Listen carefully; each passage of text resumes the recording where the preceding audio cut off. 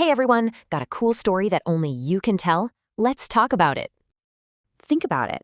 Some stories are special because they only happen to you. What are some? You know, like that super wiggly tooth that finally came out? That's a perfect story. Or how about the first time you balanced on your bike all by yourself? Yup, that's a story. Or that one trip where you saw something amazing?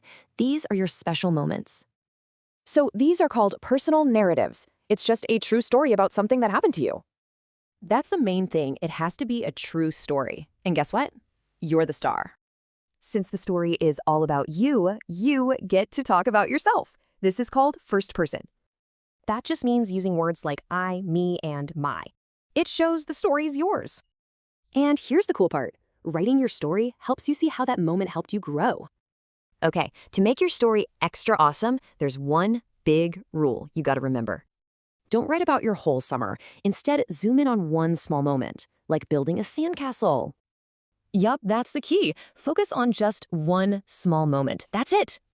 Now, every great story is kind of like a sandwich. It needs three main parts to hold it together. We call them the beginning, the middle, and the end. Super simple, right? Let's check it out. Let's go back to that wiggly tooth story. It's a perfect example with all three parts. So the beginning tells us what's going on. We meet you and your super wiggly tooth. Then comes the middle. That's the main event, the action. Pop, out comes the tooth. And finally, the end. It tells us how the story finished and, importantly, how you felt about it.